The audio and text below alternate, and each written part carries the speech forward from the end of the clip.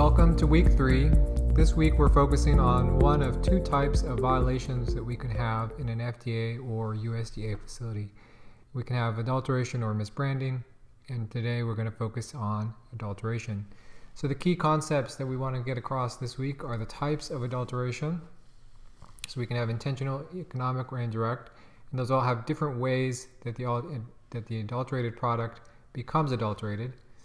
And then we have the types of adulteration themselves, and we basically have two types, added versus naturally occurring. And we have some case law that we can discuss about what is added and defining that term.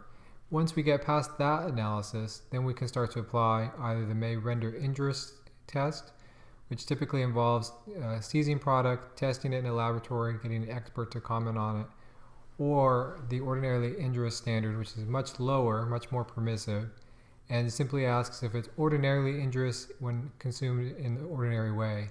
So no real test there to see what's harmful about it, just kind of an analysis to see how it's ordinarily consumed. Clearly, as we've talked about in each week, there's going to be a different application of this criteria between the FDA and USDA.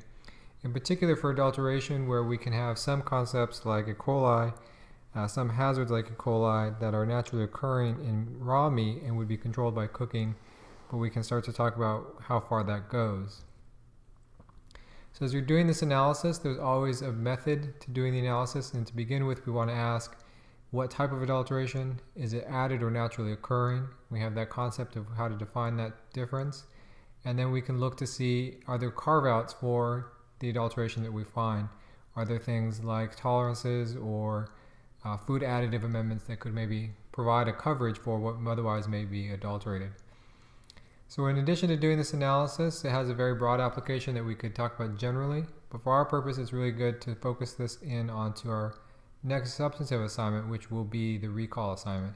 And this is how this tool is often used anyway, is when we have something that's adulterated, we often try to assess, is it adulterated, and if so, is a recall needed, or something like on the FDA side, a reportable food registry notice. So we're going to talk about all of that this week, both in the audio lecture, which is up next,